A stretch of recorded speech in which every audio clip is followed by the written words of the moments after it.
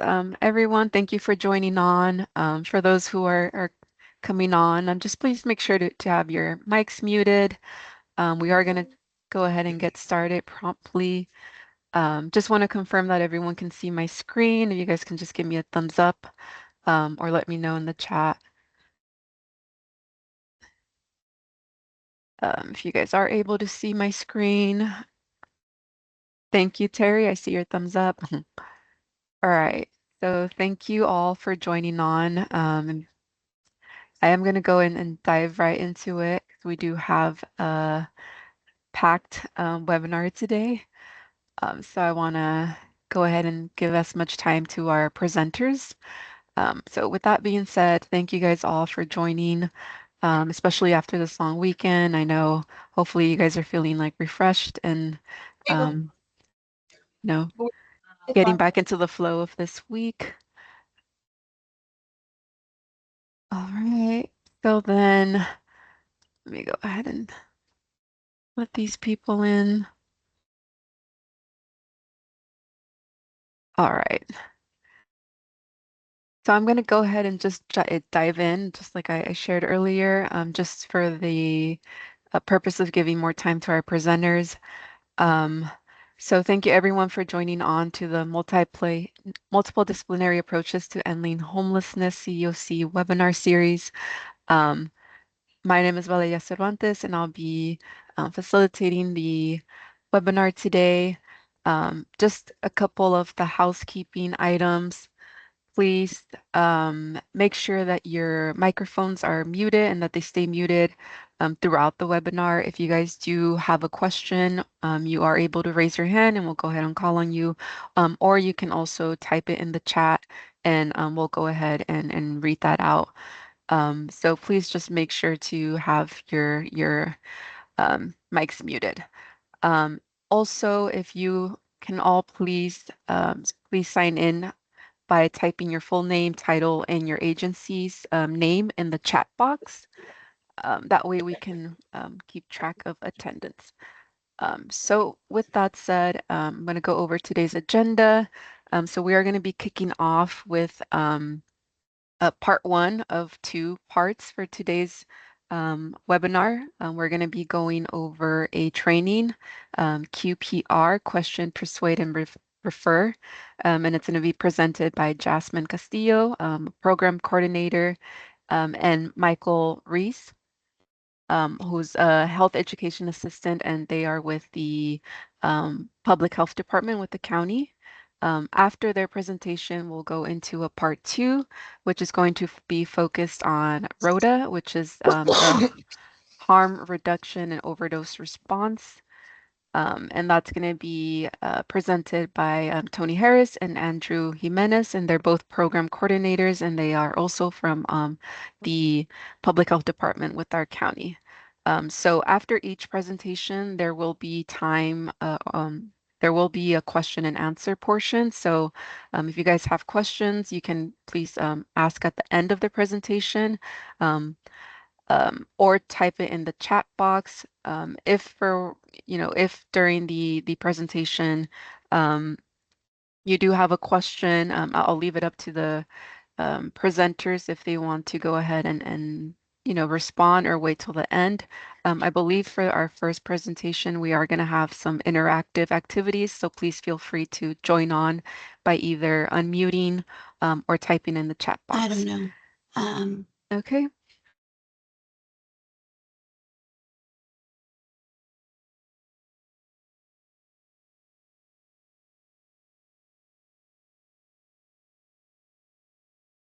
You're on mute.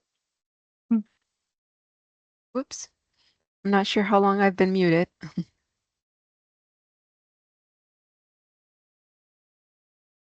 Okay, so I was just going over our presenters today. We are having a part one and a part two.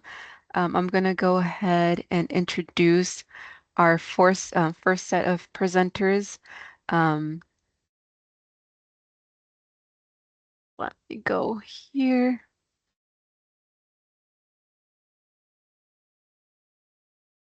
Okay, so just right before I give this introduction to our presenters, I do want to just highlight today's focus, which is kind of in honor of September being a Suicide and Recovery Awareness Month. So today's sessions, both part one and part two, are going to focus on providing practical tools to support those who may be struggling and to promote hope and healing. We'll be covering important skills about intervention and overdose response. So these topics, matter deeply with ensuring that our community is, healthy and safe. So with that said, I'm going to go ahead and introduce our presenters. So the very first are Jasmine Castillo and Michael Reese, and they're going to be going over the QPR or the question, persuade, and refer presentation. So Jasmine and Michael, whenever you guys are ready, the floor is yours.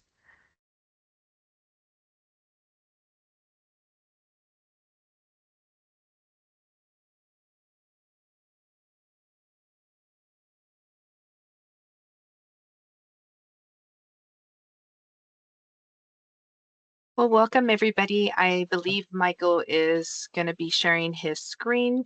Again, I'm just going to introduce myself. My name is Jasmine Castillo. I'm a program coordinator here for our UHS Public Health.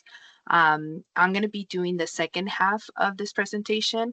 Michael's going to start us off, but at any time, if there's any questions, just know that there's a lot of support here for you. I will be on the chat, monitoring the chat. If you do have a question or if you feel unsafe or you need to talk to someone, please don't hesitate to reach out to myself or Valeria, so that way we can assist you and get you the proper resources, okay? But I'll pass it on to Michael since it looks like we're up. Yes, hello, everybody. Can everybody hear me? Okay, thank you. Yes, thank you, Jasmine. My name is Michael Ruiz. I'm a health education assistant with RUHS Public Health, as you have heard. Today, we're going to be presenting on the QPR Institute's Question, Persuade, Refer framework for saving lives. And it's really good to have you all here with us today because this can be used for anyone, by anyone.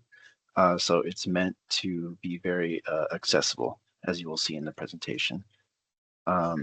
So again, this framework was created by the QPR Institute, but it's brought to you by Riverside University Health System Public Health, or Riverside County Public Health, and also our behavioral health department as well.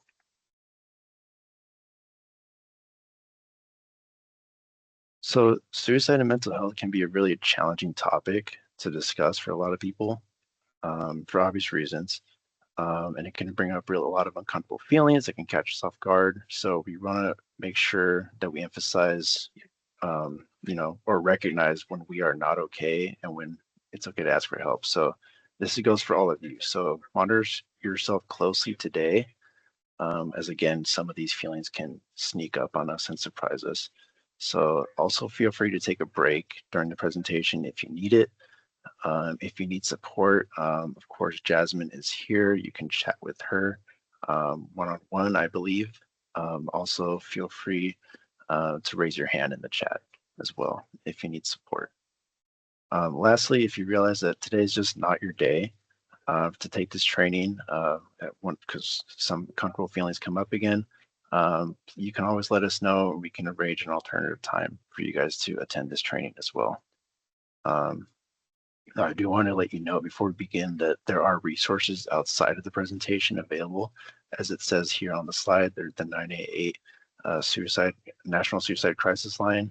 You can call that number 24/7 if you have any uncomfortable feelings and memories that come up again. Yeah. Now, does anyone have any questions or concerns before we begin? You can put them in the chat. Jasmine, you can let me know if there's any. But with that, we'll go ahead and move on to the next slide, which just outlines our learning objectives. So one, we want to make sure that we increase awareness of the stigma around suicide and mental health with this presentation, and also recognize it as a public health issue. We also want to help you all recognize when someone is at risk for suicide, and also how to use the actual question, persuade, refer method when you recognize that someone may be suicidal. We also want to help you recognize how to access local and national resources, which we'll share Riverside County resources at the end of the presentation.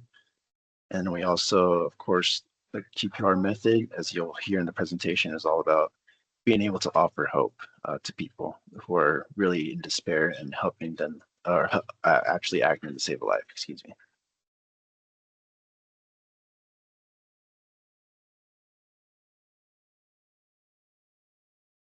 So I want to outline the annual rates or annual death by suicide and overall trends over the years. And this is extremely relevant because, as we see here, trends in the United States have increased greatly. Annual deaths by suicide have risen over the last two decades, really. You can really grasp when you look at this table the magnitude of this. You can see it has decreased slightly since the pandemic, but it still is on the rise. So this is why this presentation is very impactful, and it's really great that you all are here today listening to this.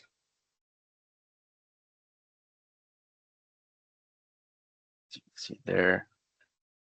Now in 2004, just to get a grasp of the magnitude of the change, about 32,000 deaths annually due to suicide were present, versus in 2022, about 49,000. So you can see that number has risen quite significantly. And to get a better idea of what that 49,000 figure really entails on a more human level, I guess, in total, about 49,000 deaths due to suicide occurred in 2022, excuse me, across the United States. And that translates to about 14 out of every 100,000 people. Or in other words, as well, to get a better grasp of it, that's 138 or about 139,000 people every day, or one commercial jet every other day. And another way to look at it is about 5.79 every hour, or one every 11 minutes. Now, men have died by suicide more often than women. About their risk is about 3.85 times that of women. However, women do attempt suicide 3 times more often than men.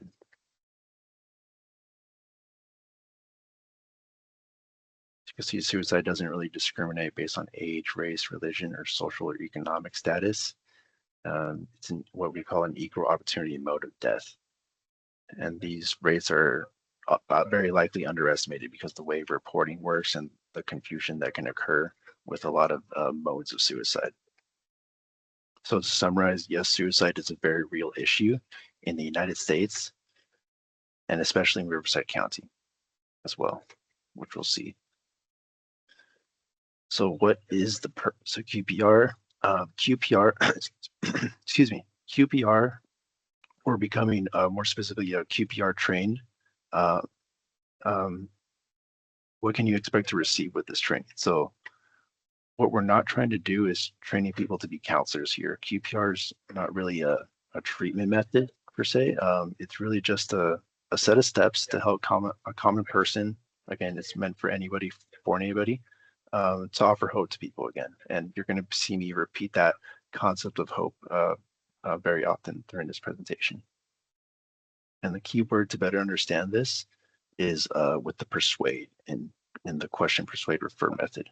But we'll talk more about that later.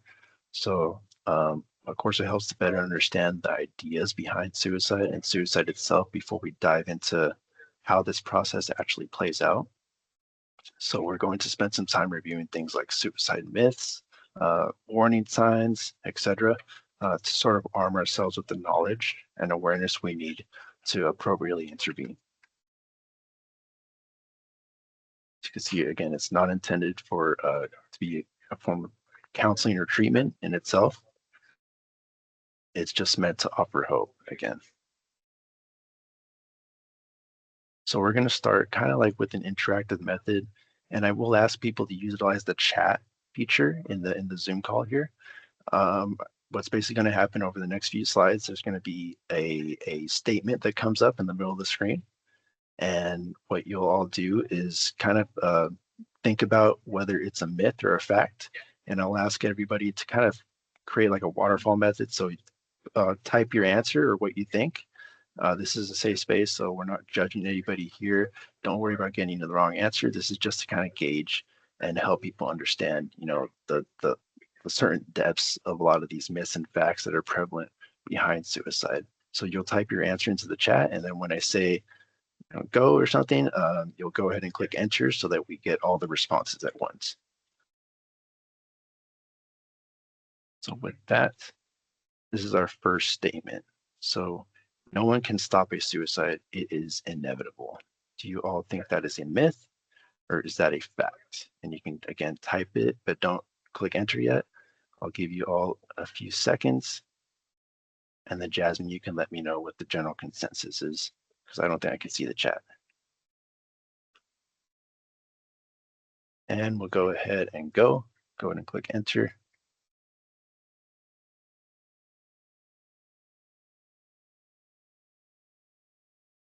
Majority said myth. And you are correct. This is a myth. The reality is that if people are in a crisis, they actually can get the help they need. Now we'll go on to the next statement here. And again, type whether you think this is a myth and a fact or a fact, and then but hold off on entering it. So asking a person about suicide will only make them angry and increase their risk of suicide.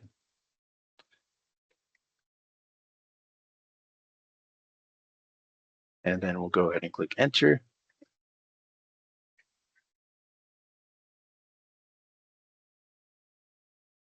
Majority said myth. Sorry. Thank you, Jasmine. And you are correct. That is a myth. The reality is that asking someone directly about suicide, their suicidal intent, excuse me, lowers anxiety. Often it helps building communication or that bridge of communication, and it helps lower their risk, their overall risk of suicide. Now we'll go on to the next one. Only experts can prevent suicide. You guys think this is a myth or a fact? Go ahead and type your answers.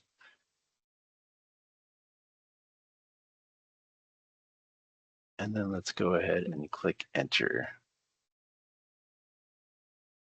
Majority have said myth. Right, this is a myth.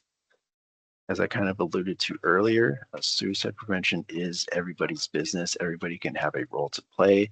As the QPR Institute has recognized by creating this presentation, it's meant for anybody or for anybody to use on really anybody, whether you're someone you know, a community member. So anybody can absolutely help prevent the tragedy of suicide. Now, this next one, most people considering suicide communicate their intent sometime during the week preceding their attempt. This might be a little more challenging, but do you think this is a myth or is this a fact? Go ahead and type your answers.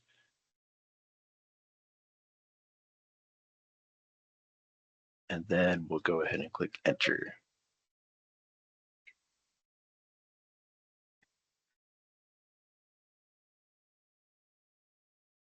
It looks like we had a kind of a tie, but we're moving into more of a fact. Thank you, Jasmine.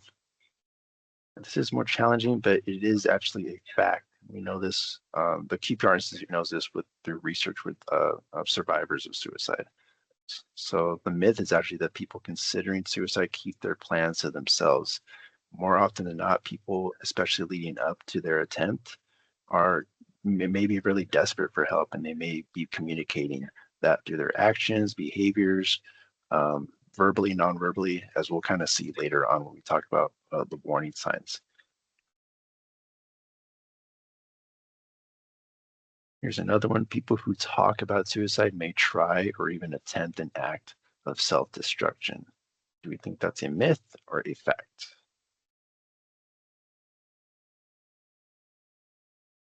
And then we'll go ahead and click enter.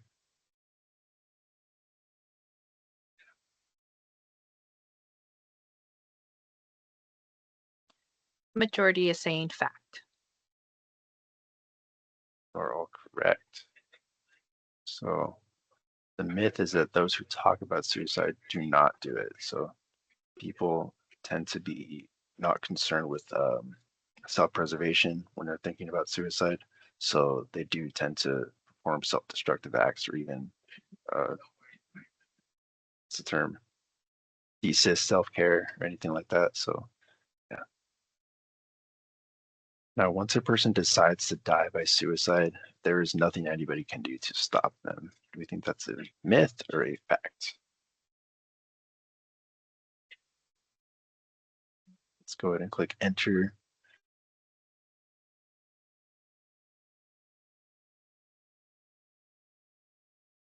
Majority is saying myth. We are correct. The truth is that suicide is actually one of the most preventable kinds of death, and almost any positive action or attempt can help save a life. So it's also going to be a common theme when we get into the where Jasmine, gets into the question persuaded with her actual method, to not be afraid to actually use it on people. So that was the last question there. Thank you all for your participation. There's a lot of misconceptions about suicide out there, as we saw. So what can we as gatekeepers with the QPR method can do to help intervene and fight some of these misconceptions? Well, we can start by really just asking about suicide. And that's really the first step, or the question step. But again, more on that later. Before we ask the question, we need to kind of arm ourselves with some knowledge and understanding of how we want to ask and when we want to ask, right? So with that, I'm going to dive into some suicide clues or warning signs that we can kind of put our investigative hats on and kind of look for people who may be really in need or at risk with this. And the keyword here is clues, because people suffering from suicidal thoughts, they could be really fearful or of asking for help. So they can, and that kind of relates to the stigma related to, negative mental health and suffering from suicidal thoughts. So they can give hints that they are struggling. We just have to be really attentive to them. One thing I do want to keep mention before I begin, though, is to take all signs of suicide seriously. I want to really stress this because all such signs, we never want to ignore any kind of warning sign we see.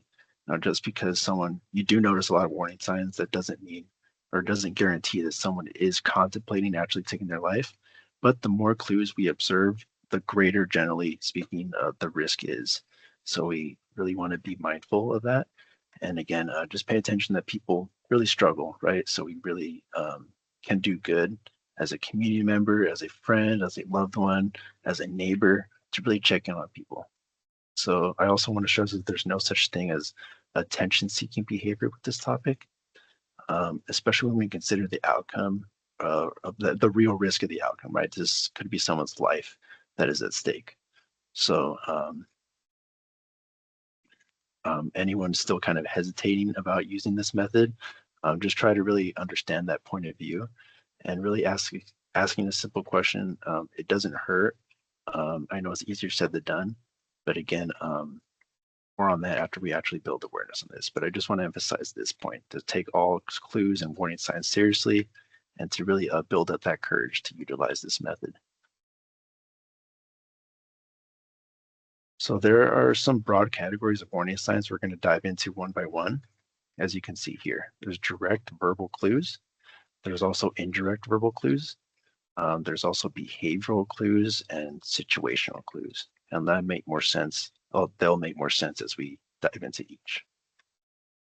So direct verbal clues really involve, obviously, someone saying very explicitly that they intend to or are planning to take their own life, and we'll go over some examples here. This can be, I've decided to kill myself, and this could be either in person, by text, on social media. Also, I wish I were dead. I'm going to commit suicide. I'm going to end it all. If such and such does not happen, I'll kill myself. So now the truth is that these are not just examples. Everything here listed on these slides by the Keep Our Institute are actual quotes from people who went on to end up taking their own lives.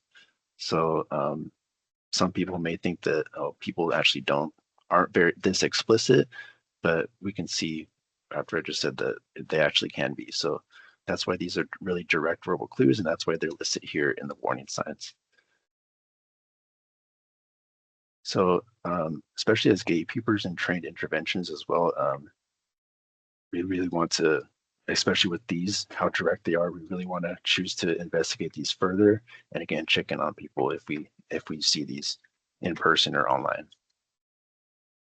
Now, while some people can be explicit in the warning signs they display, as is here, they can be more indirect as well, verbally. Now, indirect verbal clues can be giveaways that someone is struggling or on the edge too. It's just maybe a little harder to recognize. It can include, I'm tired of life, I just can't go on.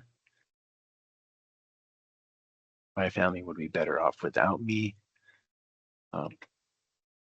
Who cares if I'm dead anyway? I just want out. I won't be around much longer. Pretty soon, you won't have to worry about me. Now, with talk like this, it's important to combine it with the context of what's going on in the person's life, right? Because they are much less direct. So maybe someone, I don't know, close to you could be under a lot of stress lately. They say that they're really tired of it all and they can't go on. That could be an example. So it's really important to kind of combine these indirect clues with that context of the person's life again. Now there's also behavioral clues and a stress, anxiety, depression, wanting to hide away. These can all be expressed through behaviors and actions, right? These actions can be a really significant warning sign if you know this hypothetical person personally, especially because you can recognize these big changes in behaviors, right? And these big changes in behavior, they can make you feel concerned or give you a gut feeling that someone could be really going through it, right? And so this is why, again, just like with the indirect verbal clues, this is all about context too, right?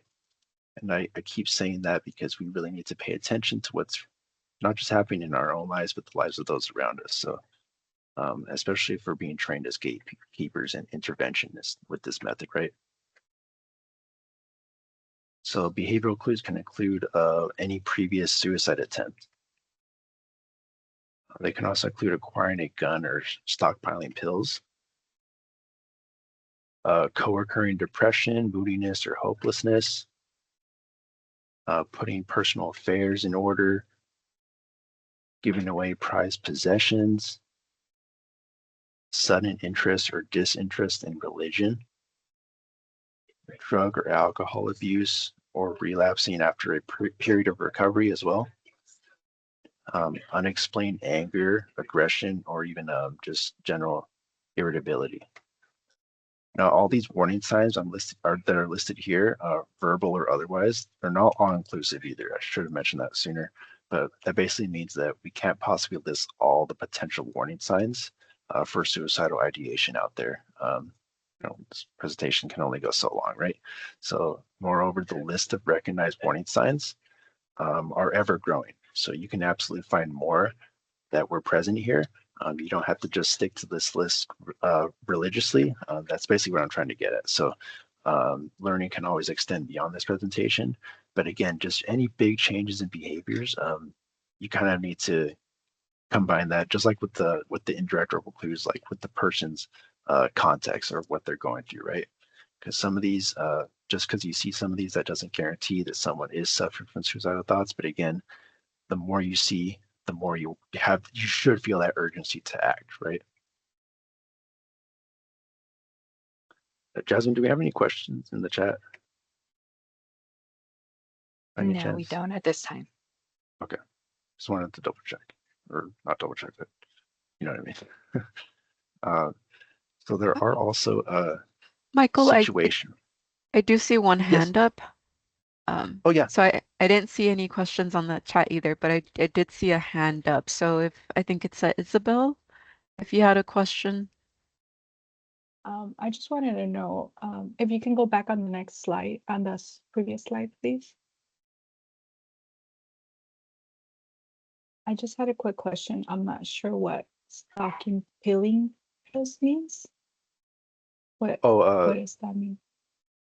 stockpiling pills. So that basically means someone could be like gathering like a lot of pills because there could be, for example, just like building up like I guess it's hard to say this, but like I guess ammo for kind of to actually take their own life because they need a lot of pills in order to overdose, right? Oh, So okay. Thank you. yeah, sorry, I don't know if I pronounced that right myself, so I apologize for the confusion. Um,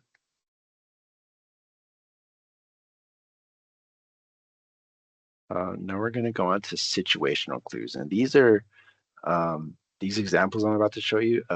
This is really kind of like it leads to that context I've been talking about. This category is kind of unique because in warning signs, because they're not so much warning signs as much as they are uh, just the like the general support for the previous warning signs that we've been going over. I hope I'm making sense. But again, any you find in yourself, or that any find any that you find in yourself, excuse me, they're not covered. They're not all covered in this presentation. These are just again a lot of big ones that we want to bring up. I think the most important points I can mention. Oh, are really well. Let me read the actual points first. So this can include a previous suicide attempt. It can also be include being fired or being expelled from school, a recent unwanted move, a loss of any major relationship, death of a spouse, child, or even a best friend, especially if they had died by suicide as well. Diagnosis of a serious or terminal illness, sudden or unexpected loss of freedom or fear of punishment, anticipated loss of financial security as well, a loss of a cherished therapist, counselor, or teacher, so like a loss of really important or significant relationship to them, right? Also, the general fear of becoming a burden for others.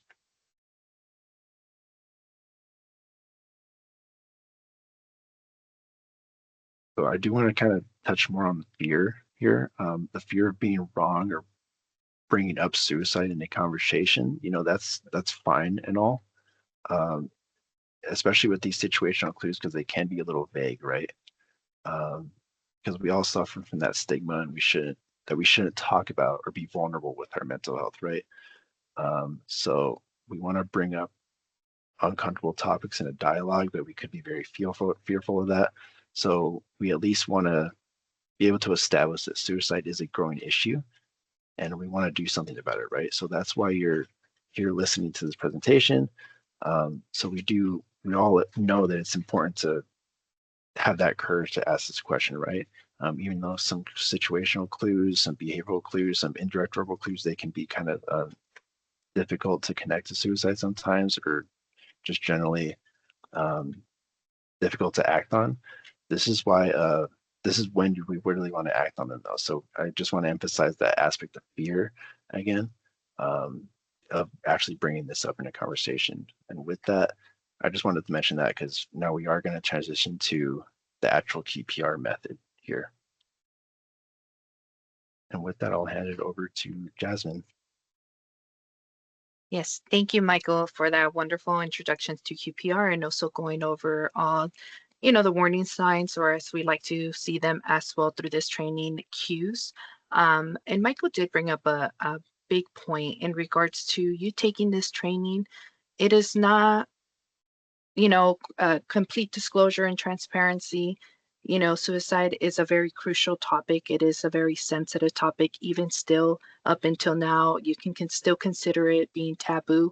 It's never going to be an easy conversational topic that you can bring to the to the dinner table with your loved ones, or with maybe even at work, or even with a complete stranger. It's always going to be a topic that is very sensitive. We're just trying to ensure that you have the right tools and the right resources to be able to help somebody that's going through crisis and be able to ask the question. So the next couple of steps, we're going to be addressing, once you finish with this training, what are the things that you can do? That way you can be equipped with being able to ask the question. So the first step that we're going to be talking about is going to be question.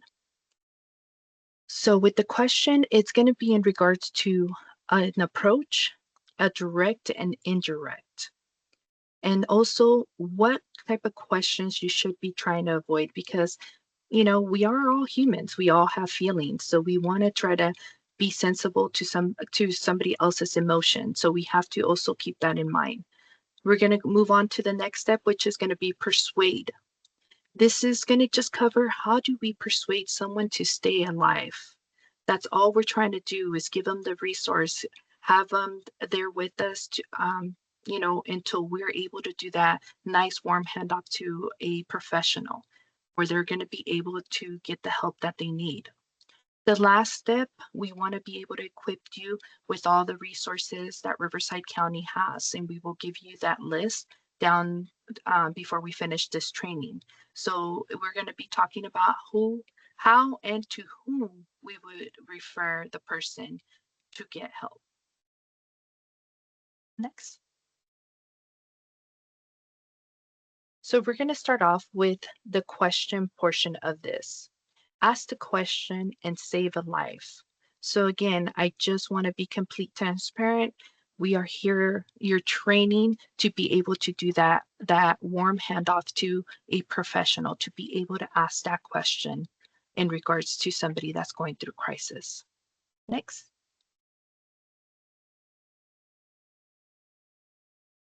So we're going to go over some tips for asking the question. The first tip is going to be, if in doubt, don't wait. Ask the question, right? Because I know, I can speak from personal experience, every second, every minute counts. So we don't want to be hesitant to ask the question, because we might feel or be scared, just like Michael mentioned, the fear of getting the answer that we're not ready to handle it, right? But we do want to make sure that we ask the question, because we can save that life. 2, if the person is reluctant, be persistent. I know that every scenario is going to be different. It just depends on the situation. It depends on the relationship, especially when it comes to a loved one. I know it could be definitely a very difficult environment to be in and situation to be in, and to be able to ask that. But you can always ask in different ways, but just continue to get the question if you feel in your gut that there is something else going on. Talk to the person alone in a private setting. We all know that when we're dealing with a sensitive topic, or when we're dealing with somebody's emotions, we want to make sure that we give that person a space where they feel safe. If they might not be feeling safe if we're sitting per se at a family gathering, right? Or even at a work gathering. Maybe it's a holiday dinner and you've noticed things about somebody, and you have this gut feeling, or you have an intuition that there's something else going on with this person. They might not want to be able to sit down and be vulnerable with you and have this conversation if there's other ears, if there's other people in the same room. Just choose a place where it's quiet, it's isolated from other people, and that you can give their undivided attention. 4, allow the person to talk freely. I know we're all human beings, and at times we want to just be able to talk to them and share stories and be able to give them the assistance that they need, in the sense of comparing maybe, or even saying, I've actually felt that way, or I've done this in the past as well. We want to try to avoid that. Just allow that person, give them that space, that safe space for them to feel freely to talk to you and just be vulnerable and let their guard down to be able to tell you, what has been going on with them. 5, give yourself plenty of time. I know it's definitely hard, especially when we are talking about maybe we're in a situation where we're talking to a client or we're talking to a patient, and we know that, hey, maybe we have our next meeting, our next conference, or our next patient that we have to see. But we have to just give that person our undivided attention and give them enough time to be able to feel vulnerable enough to be able to discuss what they've been feeling. And then that way you can listen. 6, have your resource handy, the QPR card, phone numbers, maybe a counselor's name, any other information that might help you, which will be able to give you some resources that Riverside has. And there's a lot of wonderful resources out there. We want to ensure that this step, number 6, I actually honestly feel that it should be the first one. Because anytime that you feel like you're going to approach a situation, or even if you don't know that you're going to approach a situation, just always be prepared. We are all connected nowadays with our phone, with our social media. We can just save a couple phone numbers on our cell phone that we always have handy, just in case we're presented with a situation. You always want to make sure that you have the numbers, because the last thing you want to do is be in a situation and somebody's going through crisis and you're just, oh, give me a second, let me go find the number that we have to call. And nowadays, they switched a 1-800 number to be as easy as 988, because that could be an easy number for everybody to remember as well. Next.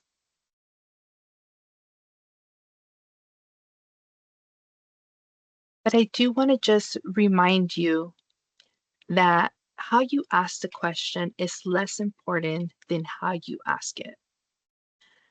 Earlier, you guys took a quick little quiz on things, but research has shown that asking the question does not increase the risk of suicide or give someone the idea of suicide.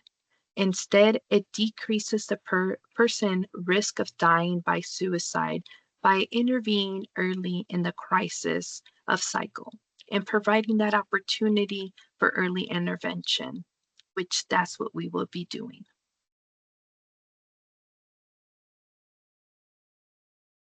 So when we start with the approach of questioning, there is a less direct approach. You can probably say this is an easy way into a tough question. So these are going to be a couple examples that I want to show you. But again, I want to remind you that every scenario, every situation, every environment is going to be different. These are just examples that you can utilize as being less direct approach. Have you been unhappy lately? So you can always start a conversation with, have you been unhappy lately? Another way would be, have you been very unhappy lately? As you can see, they both mean the same thing. It's just the wording's a little different. Or you can use, have you been so very unhappy lately that you've been thinking about ending your life? Right? Now we're going a little bit more extensive into it. Another example, do you ever wish you could go to sleep and never wake up?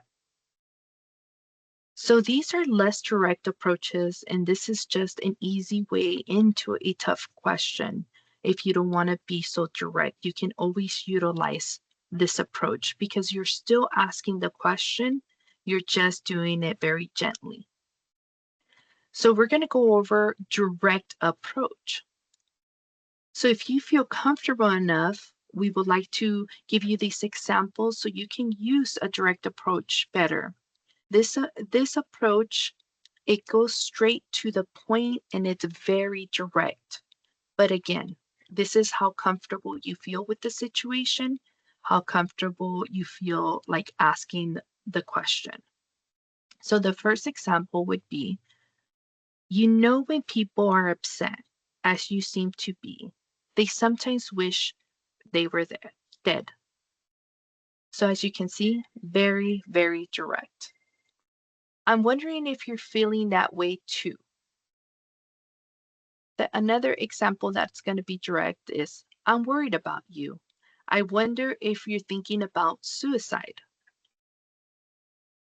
So as you can see on the first example, they sometimes wish they were dead. So instead of asking about suicide, they asked about, in a different word, using dead. On the third example, they're just asking suicide directly in the question. And the last example, are you thinking about killing yourself? So these are very, very direct. And again, it's up to your discretion of how comfortable you feel. Whether you use less direct approach or whether you use a direct approach, you're still asking the question if they're thinking about suicide in different words and different content. But just remember, it is as comfortable as you feel when using these examples. If you don't feel too comfortable, use the less direct approach. You'll still get the answer that you are seeking. But if you feel okay with the scenario and the environment, you can ask directly the approach. You can just ask directly after. You can always start an opening conversation with any of the cues, any of the warning signs that you've seen, because you kind of want to warm up to the question. You don't want to just get an individual and take them away maybe from the company holiday luncheon or maybe the family holiday dinner and ask them completely the question, off guard. You want to kind of warm them up, take them off to the side and ask them, I've noticed this, I've seen this, I've noticed these changes, whatever you've seen in this individual, and then you can warm up to a less direct approach or a direct approach in asking.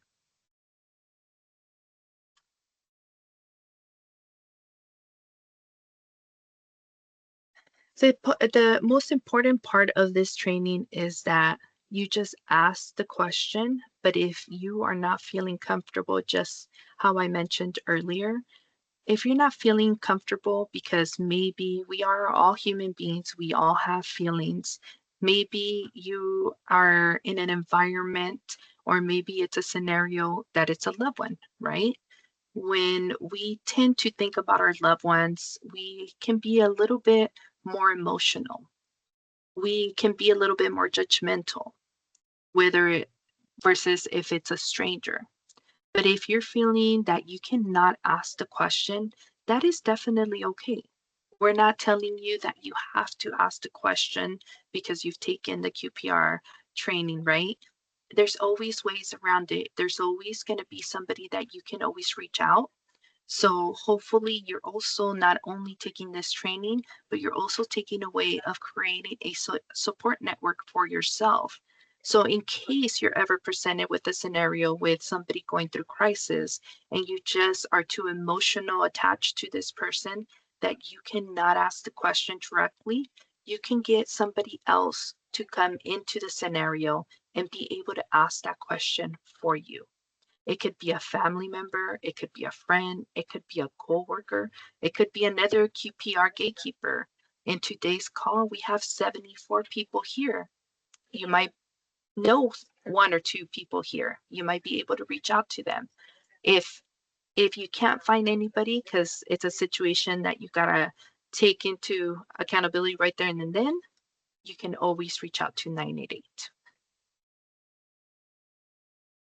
With that said, what we don't want to do is walk away from the individual or not ask the question or ask the question in a wrong way.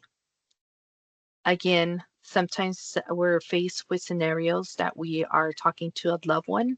And when we are dealing with somebody that we love, it could be a little bit more emotional than a complete stranger. Not saying that there's not an emotional attachment when we're talking to strangers, but it is a little bit more easier to transition into those conversations.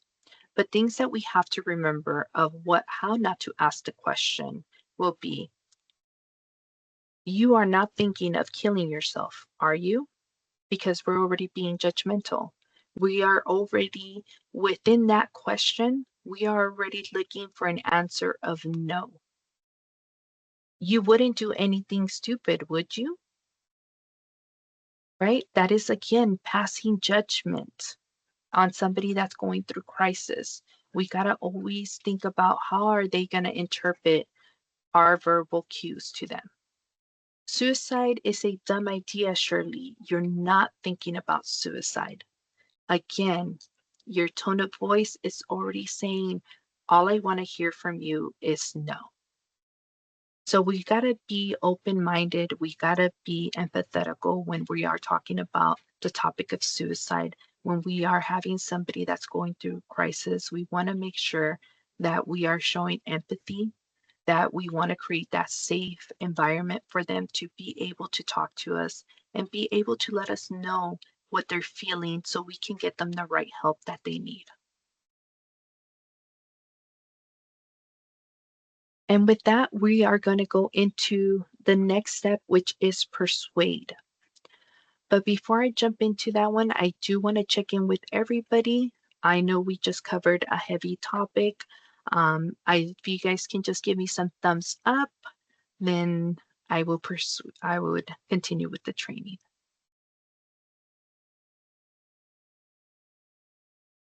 Thank you. And if you have any questions or anything, Michael is on the chat. You can always reach out to him. But I just want to make sure everybody is still doing good throughout this presentation. Okay, Ja- so we're gonna. Mhm. Sorry, Jasmine, didn't mean to cut you Oh, off no right worries. there, but I do see a comment in the chat. Mhm. Mark is asking if you can go back to the last slide. Not sure if he has a question or a comment, but Okay. just wanted to point that out. Hi, Mark. You can unmute if you like, or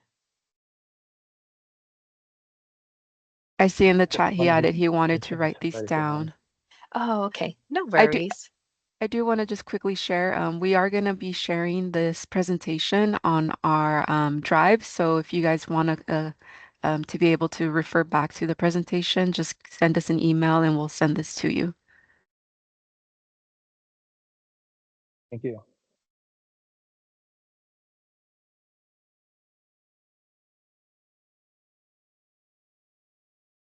All right.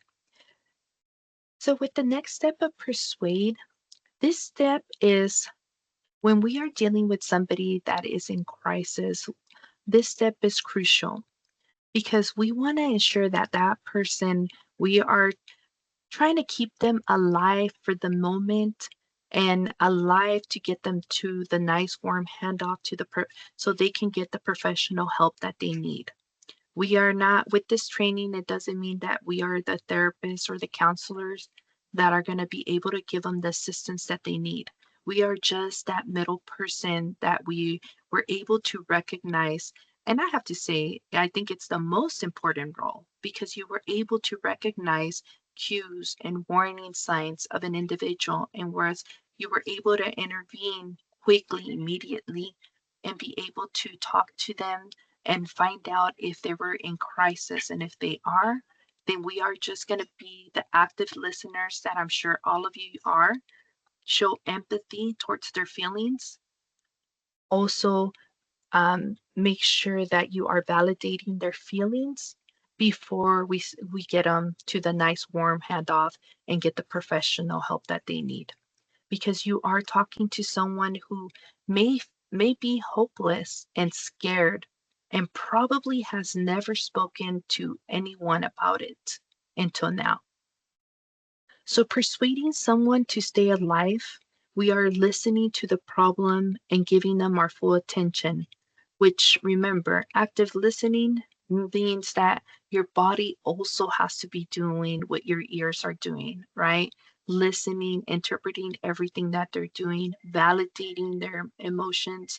But our body tells us if we are being closed off or if we're open to everything that they're telling us. So body language plays a big role on this. Another example is remember suicide is not the problem, only the solution to perceive an unsolvable problem. Another thing that you have to remember is do not rush to judgment, right? We want to be able to listen to them and provide that hope. You'll listen throughout the whole training that we've been saying, just offering some type of hope for this person that is going through crisis.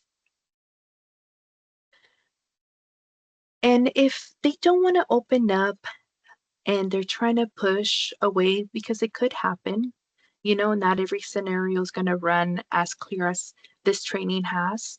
You're going to have some people that are going to be reluctant to talk. Just encourage them that they're in a safe place, that you're a trusted person that they can talk to.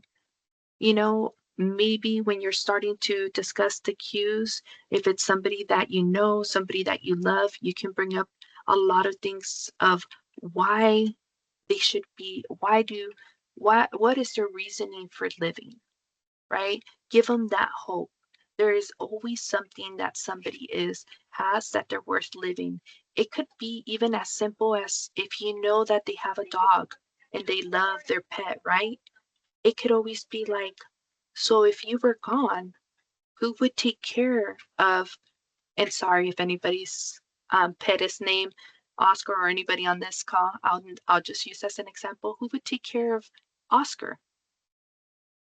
Get them to think, if they love their pet, who would take care of them if they were gone? Because you're giving them that little small light of hope that gets them thinking, like, you're right. Who would take care of them? Who would take them to their walks? Who would feed them in the morning? Who would put them to bed? Things of that nature. Give them a little insight of hope. That is where the persuasion step is very essential. If it's a complete stranger, throughout conversations, you can probably gather some information of what really matters to them. There is always something that somebody is attached or somebody is worth living. And that is what you want to be able to persuade them in that hope to stay alive.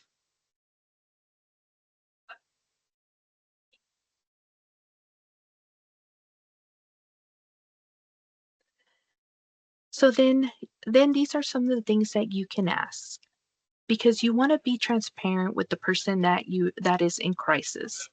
You want to be able to get them the help that they need. And with transparency, I mean, you can always ask them, would you go with me to get help? Would you let me help you get help? What can we do to keep you safe for now? Because maybe this person is not the first time that they've gone to crisis, and maybe they have already a therapist, or maybe they already have their safe support that we can call. They already have maybe a safety network that they can be able to follow quick steps on how to get them back grounded and out of crisis. What we don't want to do is be the one saying, well, we can take you here. We can give suggestions and options if they don't have any.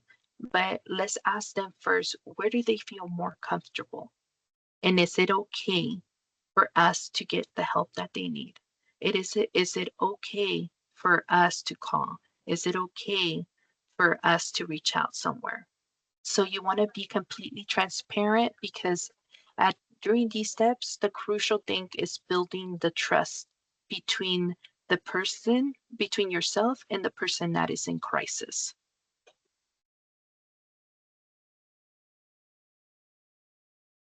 So our last step would be refer.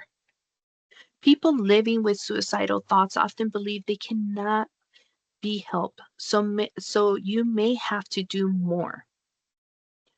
So sometimes when somebody's going through crisis, they can be at fear of getting helped, at fear of getting judged. We want to be able to offer them that hope that we've been talking about throughout this entire training, that yes, I cannot, go through this myself. I have to get a professional involved to get you the right help. But what we can promise them is that we can be throughout every step until they're able to get the professional help that they need.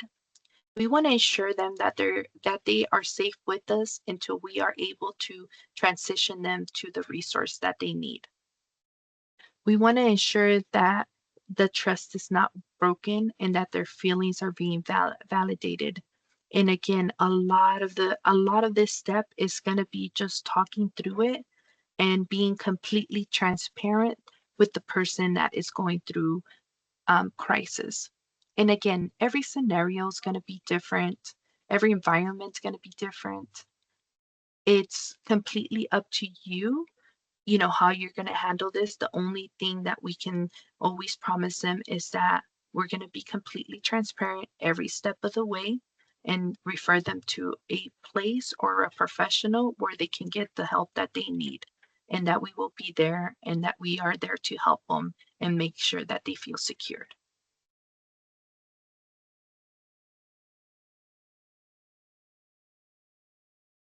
So some of the referral options are going to be: the best referral involves taking the person directly to someone who can help, giving that warm handoff because physically you're completely there with the individual. The next step is going to be getting a commitment from them to accept help, then making the arrangements to get help. And this can mean a phone call, um, or getting maybe to the primary doctor, or maybe seeking additional help to one of the centers. And then the third would be giving the referral information to try to get a good faith commitment that not to attempt or die by suicide.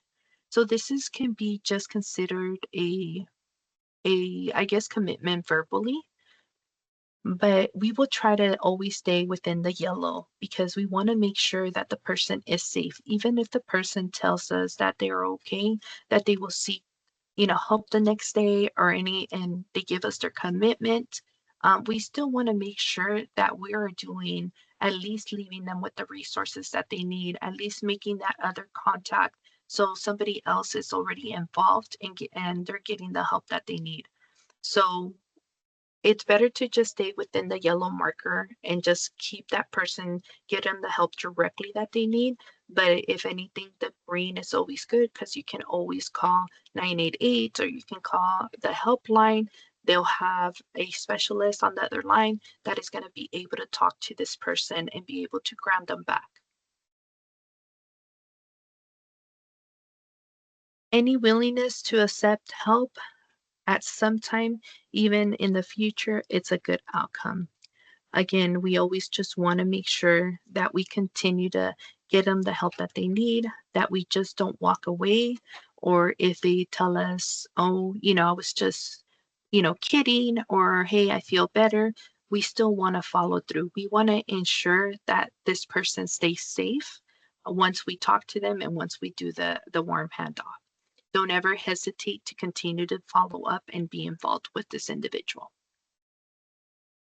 And Jasmine, we do have a Mhm. question in the chat Okay. related to the previous slide. They Mhm. said, hello, this is from Marianne. She said she's asking if a good faith commitment would be similar to like a safety plan. Yes. A safety plan, there's several safety plans out there. If your company or organization has like a protocol and a safety plan, those are the best ones to utilize. If you maybe are out with maybe a complete stranger and it just happens to come that you come across somebody that's going through crisis, there is a lot of safety plans that are now online which allows them to have some type of commitment, because at the end we also have to remember that we have to be transparent and we have to allow them to make the decision to get the help that they need. It has to come from them wanting the help and getting the help, right? So there is a lot of safety plans out there. But again, as professionals, we want to ensure that they get the resources. But again, we also know that there's going to be times where people refuse to help. and we're persistent, we do all we can, but hopefully not, but say this person ends up taking their life, we also need to be aware that we done everything that we could. We can only do as much as the person in crisis is able.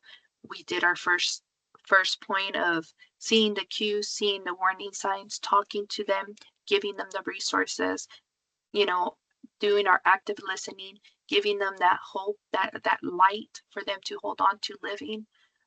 But we do have to acknowledge that that could be a possibility too. But we do want to make sure that we keep them with a safety plan. I hope that answered your question. She said thank you.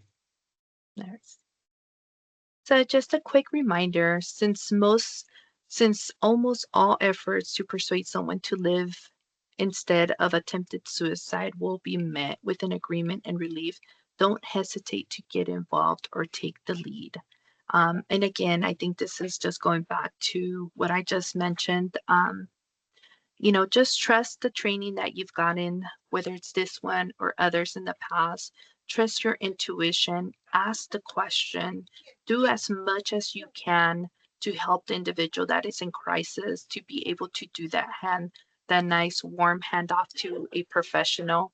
But at the same time, just know that if something else happens from this scenario, that you take care of yourself, that you know that you did everything that you could because you went through your steps. You asked the question. A couple more pro tips for effective QPR. Offer encouragement such as, I want you to live, right? So this is things that you start being empathetical with them. You show empathy. You show them that that you're interested in their well-being, that you want to see them, get out of this, that you validate their feelings, but we do need to get you some help. I'm on your side. We'll get through this. Again, this is just basically you letting them know that they are not alone, that you are there by their side.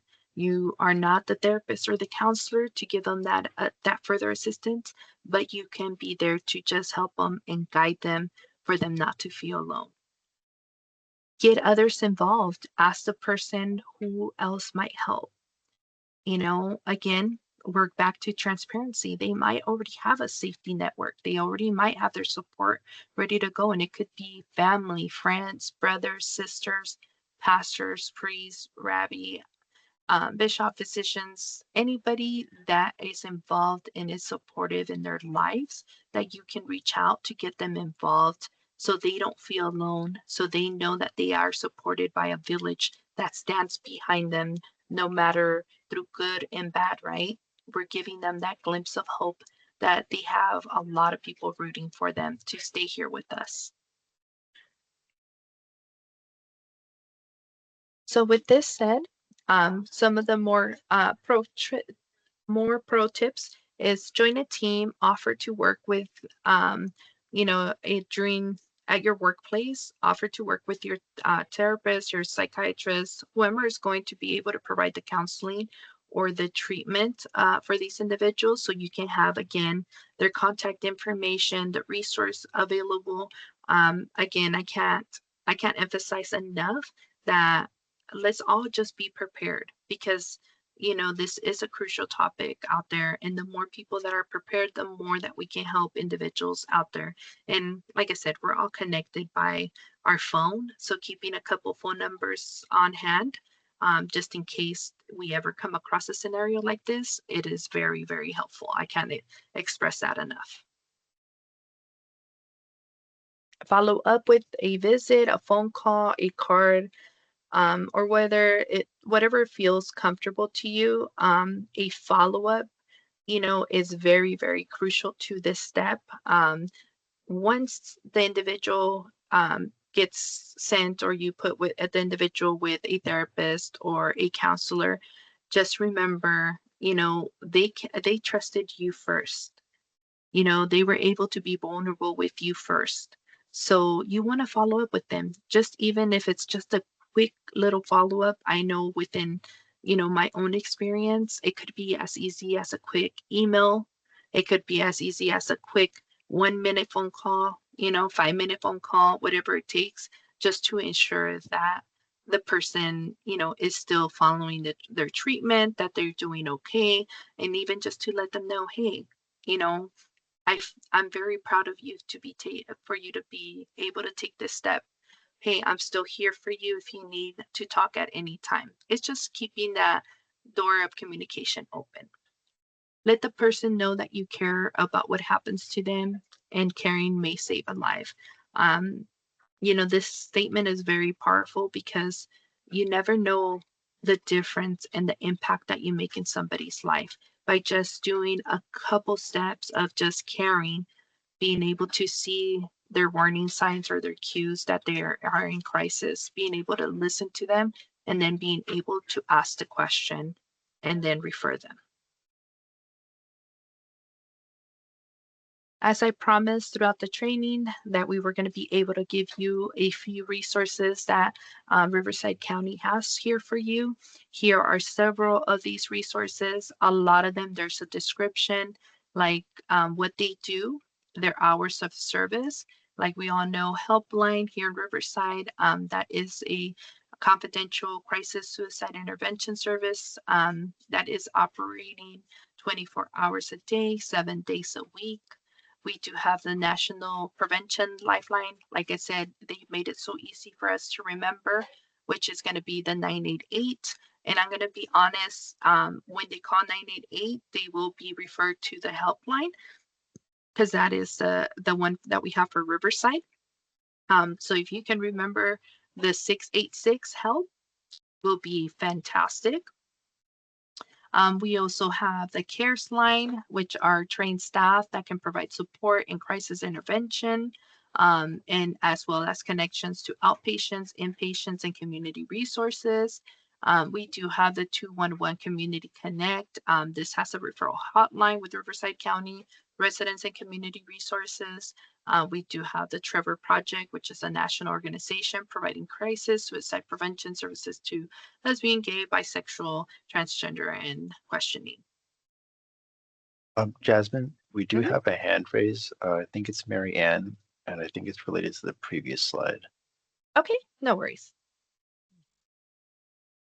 Hi, Jasmine. I'm sorry. Hi, no Yeah, worries. so I was just reflecting on the more like the pro tips for the effective QPR, as in like gathering more information to see if they have a village, or connecting with professionals. But there are times where, let's say, I come across an unhoused person, or and they're struggling with like mental health issues, and then something comes up where they don't want, that topic is brought up where they don't want to live and so forth.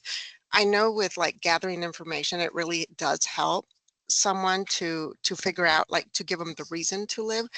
But I've come across people who don't have a reason or desire to live because they don't have a friend, they don't have family, they have Mhm. nothing. And so how do you at that moment keep them going when you can't identify something that's going to keep them going? Is that where it would be a 5150 kind of call that I would make, because they have a plan and they don't have a reason to live? Or I mean, like, how would I help someone in that way? And at any time, if they have a plan, I know that this training doesn't discuss it. I know other trainings that we offer do discuss it. When there is a plan and say their safety is jeopardized and as well as yours, we don't hesitate to call 911. I know there's always a hesitation to call 911. That's why there's a lot of these trainings, just because, our officers might not be equipped with all these trainings. They are trained to be able to control a situation that can be unsafe. And, a lot of the times too, whether, it's a homeless individual that we're dealing with, or maybe it's somebody else, having a 5150 can be harmful to a medical record, right? Per se in the future. But to, so at any time, and this is for everybody, if you feel that there is safety questionable in a scenario, in an environment, whether it is for the individual or yourself, please call 911. If you feel comfortable enough that you are in control of the situation and that you would be able to talk to this individual and get them the right help that they need, or transitioning into the help that they need, then you can use all these steps. They can be effective. And to answer your question, I know sometimes we might not have all that information from somebody, but there is something that you can utilize in a sense of finding out what is a very, very small goal.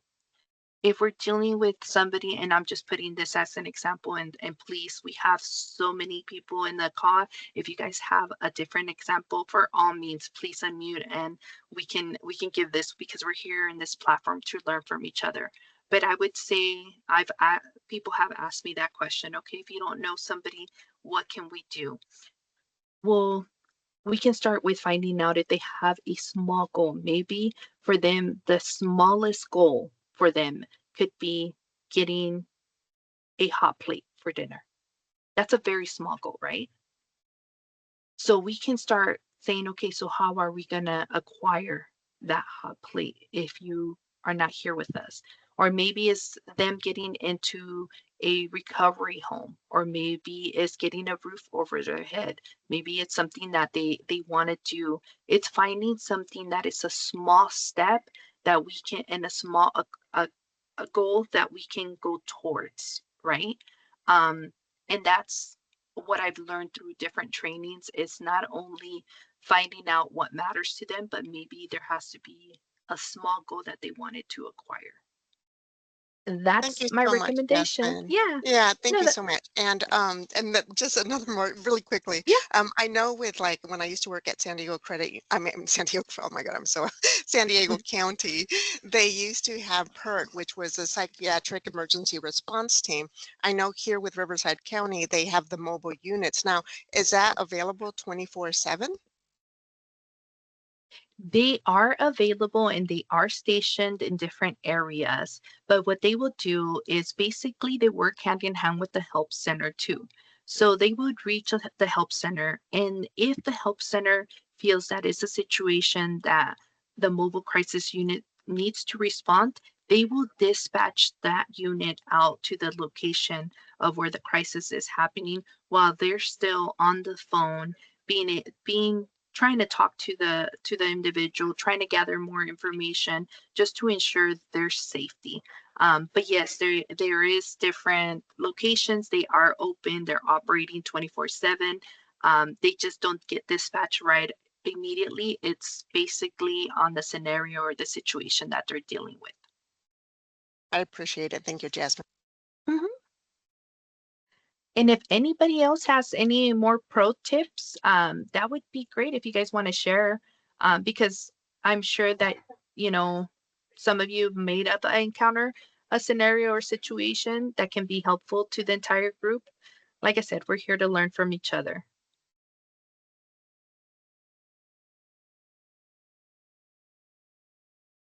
Alrighty. Well, at any time, if you guys want to share, you guys are more than welcome on the chat or unmute. Um, and then we're going to continue with the resource. We're almost done with the training, but I'm going to go with the next page. So we have another California Peer Run Worm Line. So this one, this operation began back in 2014. It's a non-emergency resource for anyone in California seeking mental and emotional support. The organization helps via phone and on the web. It's basis on anyone that needs the help. Um, so all of these resources that I'm sharing with you is basically because, again, when I talked about being transparent and keeping in mind what works for them, there is going to be, I'm going to be honest, for me, I love probably chatting, emailing, messaging versus picking up the phone. I'm able to be more I can communicate better if I'm emailing. And there's different ways of going about it. We just have to find them the help that works for them, because some of them might not want to go physically to get help. They might be okay talking to somebody over the phone. There might be those individuals that say, no, I can't communicate, or I just rather, write it down or communicate with somebody messaging or via email. And that's fine too. Let's find what they're feeling more comfortable with to get the help. The thing is just getting the help that they need. There's a couple of other resources here, like NAMI. That's a helpline. It's completely free. It's a national wide peer support service. It also offers resource referrals and support to people living with mental health conditions, and their family as well, members and caregivers. So this is a great source for you. We have the California Youth Crisis Line. So this one operates 24 hours a day, 7 days a week, statewide. We are able to address if somebody has a disability. There is a deaf and hard of hearing. Those are the phone numbers there. We do have the peer-to-peer support chat, which is 24/7, which is Take My Hand. You can actually email them. They'll be able to email you back.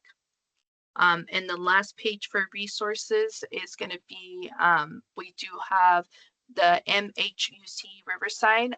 These are the ages of 18 and over. We have a couple of them if you're dealing with younger children.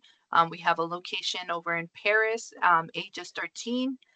We do have one in Palm Springs, ages 13 and over. And then we have the emergency treatment services in Riverside and Indio that are open and specialize in evaluating mental health illnesses and emotional crisis with patients. So that is always a great resources there. Again, there is resources out there in the community of Riverside. It's just being able to get these resources, these tools over to somebody that's going through a crisis. And again, I can't emphasize, please save some of these numbers. We will send probably just a PDF copy over. So maybe we can email it to all of you so you guys can have it as a reference, and keep it close to you. That is always essential. So, print it out, keep a copy, take a screenshot of it, whatever works for you, as long as you have these numbers available.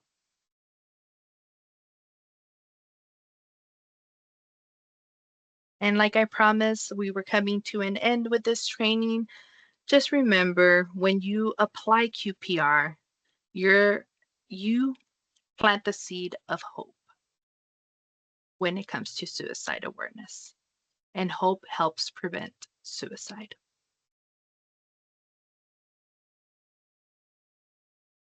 And if you have any questions or want further information or resources, this is my director's information here. I will put my information on the chat, as well as I will ask Michael to put his information on the chat.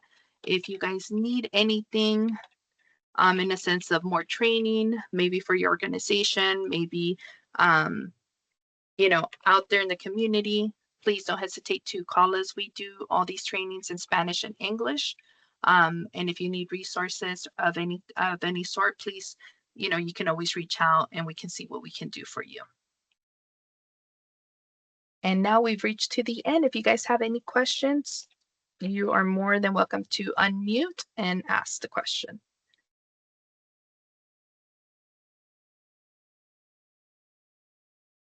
Thank you, Jasmine and Michael, so much for this presentation and this training and being able to provide these tools and these resources to everyone on our webinar today. As you've shared, or you both shared, that these tools could definitely make a difference in supporting someone who might be in crisis. I'm not seeing any questions right now, but I do see some kudos, so I just wanted to read some. We have Amy who shared, "Thank you for providing our COC with this training. It's a tough and delicate topic, and you guys were a wealth of knowledge and delivered the info so well. So thank you for sharing with us." Absolutely agree with Amy. We also have other thank yous in the chat. Um, additionally, we will be sharing the webinar slides, and if you guys want contact information for Jasmine and Michael, we can also share that if you guys email us at our COC email. Um, but again, as of right now, I'm not seeing questions, just a lot of kudos, a lot of hearts and claps. But thank you so much to Jasmine and Michael for joining Hi. on. Hi, my name is Hello? Adriana. Can you hear me? Yes, we hear you. Okay. I have a question. I did miss, what were the rates for Riverside County?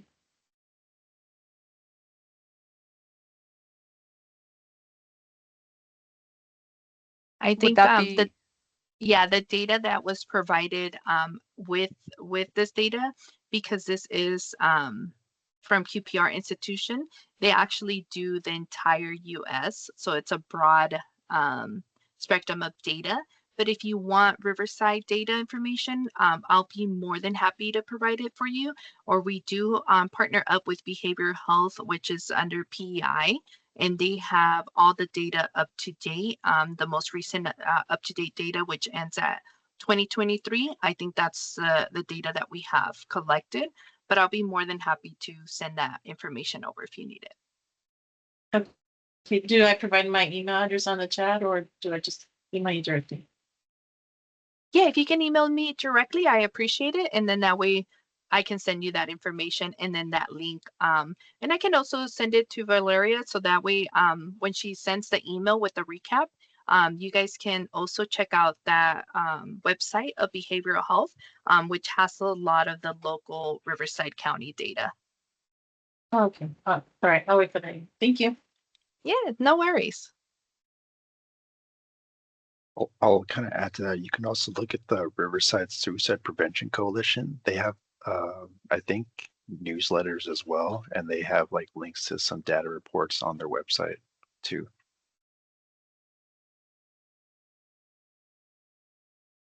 Thank you, Michael and Jasmine. I'll make sure to include some of these links mentioned in our recap email. Thank you again both for joining us. I do want to go ahead and pause questions for now for this presentation. We might have some more time maybe at the end of our second presenter, but I do want to allow you guys for maybe like a 5-minute break unless you guys all agree to push through. But I do want to give like a 5-minute break just in between our second presentation and then let them join on. So it is 11:28 right now. We'll give it a 5-minute break so you guys can maybe have a sip of water or use restroom and then come right back for our second presentation. Um, and we'll go ahead and start that now. Thank you.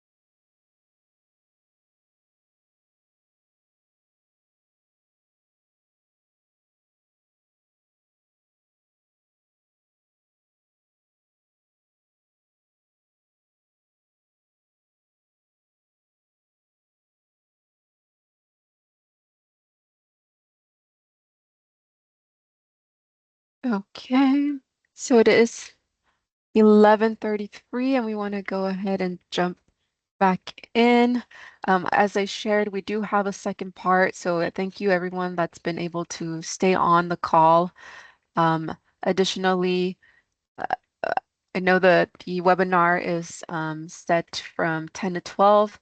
There might be a possibility that we might go a little past 12 today. So for those that are able to stay on, we really would appreciate you staying on, as this following presentation is also going to be very resourceful. So just letting you guys know ahead of time um, that we might be going over a little past 12, but again, if you guys are able to stay on, this is also going to be a very helpful and resourceful presentation, so we would appreciate you all staying on our webinar. With that shared, I do want to call for our next presenters, which is Tony Harris and Andrew Jimenez. They are both program coordinators with the um, Public Health Department in our county.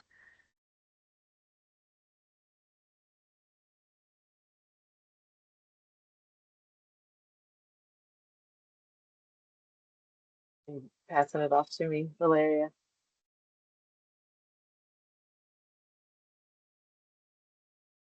Yes, if you Okay, are both ready, I believe my screen should be sharing. I'm hoping, but I do have your there it is. presentation ready to go.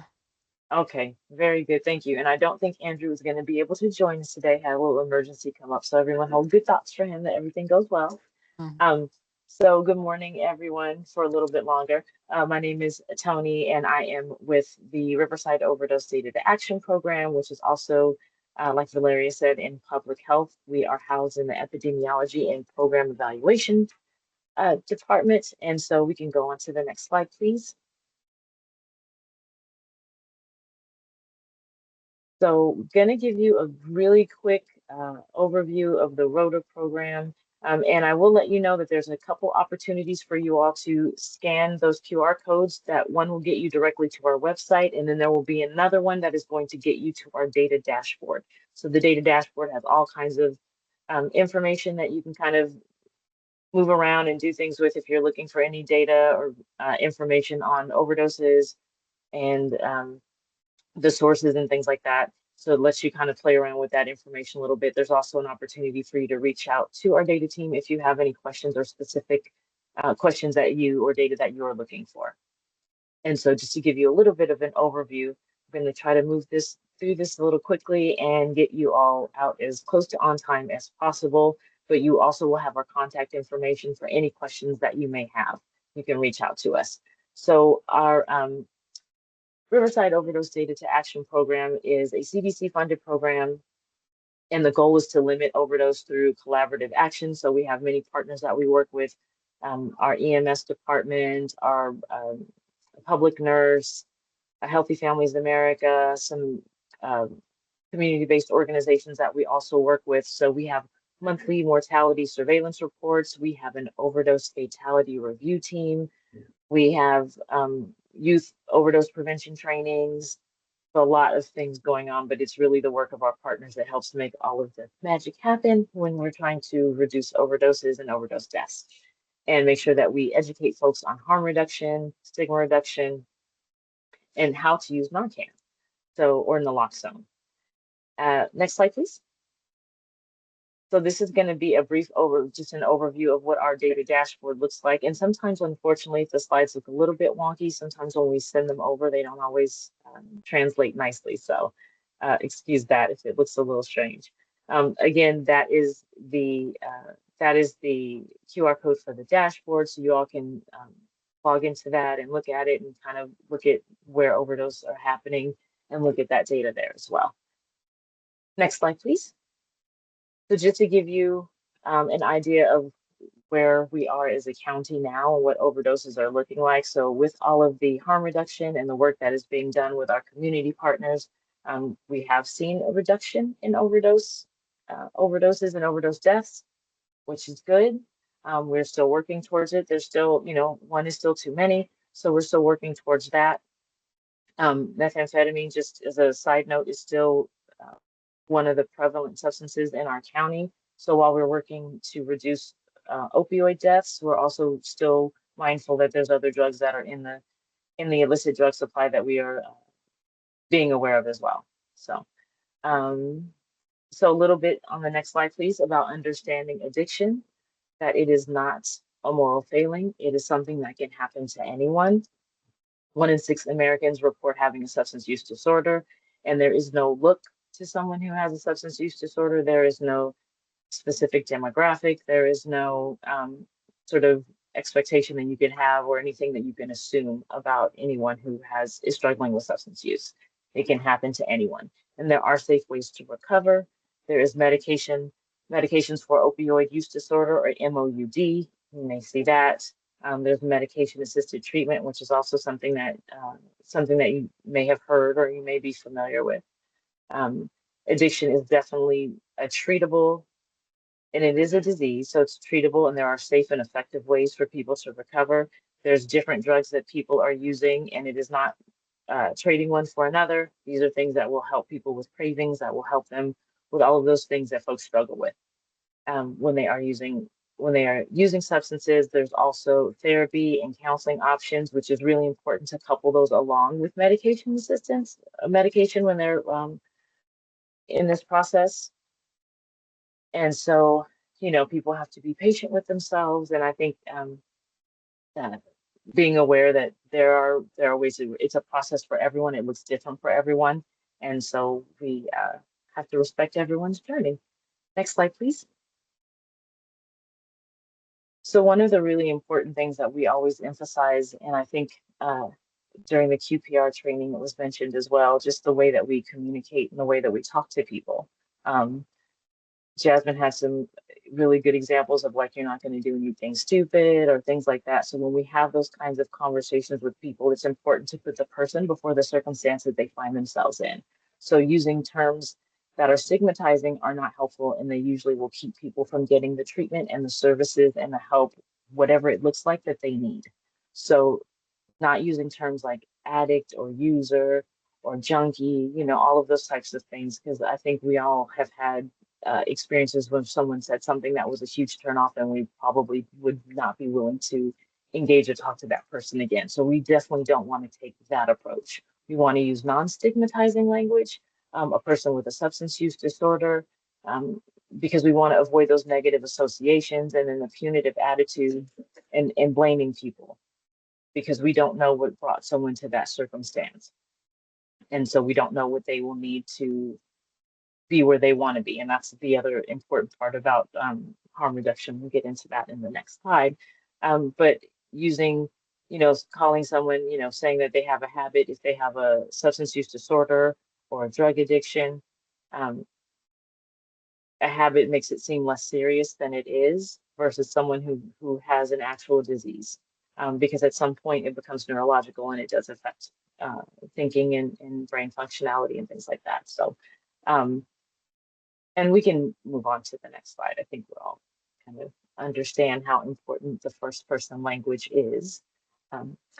And so harm reduction is, those are the strategies and the things that we use to reduce the negative impact of drug use. So if we think about harm reduction, we think about the seatbelt is a form of harm reduction.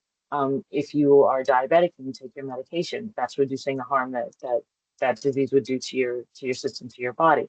So just when we talk about harm reduction in this space, access to syringes, fentanyl test strips, access to naloxone, which is also called Narcan. That is the name brand for naloxone. And we want to meet people where they are in this process. So whatever that means and whatever that looks like for them. I think, again, in the former presentation, asking people what they need. What would make this day better for them? How do we reduce harm in those ways? And they may seem very small, but they're very important to the individuals that we reach out to and that we engage with. And eventually you want to address what the root cause is. Focus on the whole person instead of their drug use. Because again, we don't want to reduce people to a thing that they're doing. We want to address the person, the individual that they are, and their hopes and their dreams and the things that they expectations that they have for their own life that this may be keeping them from, and how do we help them get to where they want to be. So we want to promote non-judgmental and non-coercive services and resources. So we don't want to try to talk someone into something that they're not ready for, because that might just set them up for failure in that moment. And we want to be as supportive and helpful as we can. So having access to clean syringes, if that's how they use their drugs, the test strips and things like that are really important. So if we go to the next slide, please, we will cover really quickly some of the foundations of harm reduction programs. So having participant involvement, again, asking people what they need and what would work for them, what would get them any positive change, and how do we help them get there, and how do we honor that in the moment, so people stay as encouraged as they can. Supportive agencies, agency policy. So maybe being a little bit flexible with certain things, because we all have circumstances, so we never know what folks are going through. So being a little bit flexible and having supportive policies are really helpful.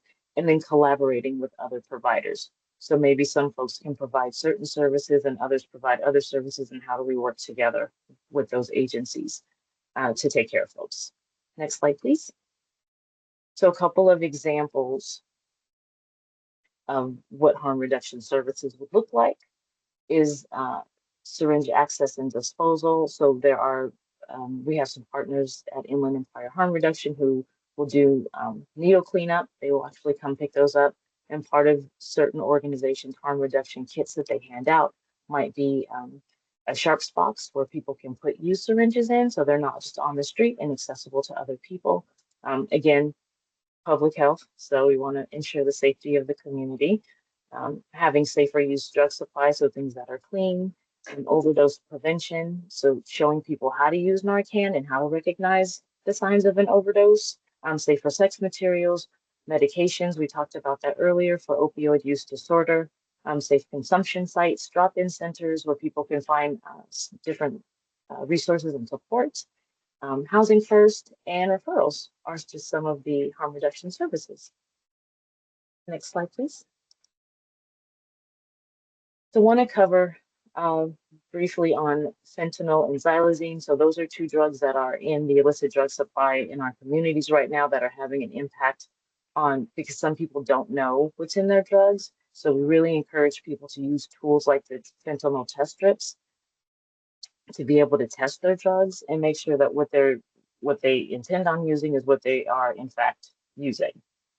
And this helps prevent overdoses, because if people know what's in their drug supply, then they can make a decision, either they're going to use it or maybe they're not going to. But we want people to be as informed and as safe as possible. Next slide, please. So as we share these types of harm reduction tools, we want to make sure that folks understand one really important thing, first and foremost, is to read the instructions. Now, the instructions come in these test strips. So we really want to make sure that folks are able to sort of know what they're looking for. So you'll see here, and hopefully you can see those lines clear enough, but they don't detect all forms of fentanyl or other dangerous substances. And there's the possibility of false negatives if the strips are not used properly. And again, if you to read the directions, so you just make sure you understand what, a person understands what they're looking for. And in a negative test does not guarantee that the drug is safe. And that is part of the what they call sort of the chocolate chip cookie effect. If we go to the next slide, please, we'll show you a little bit about that. So you can have, just like you would have a chocolate chip cookie, and every bite is not going to be, there's not going to be a chocolate chip.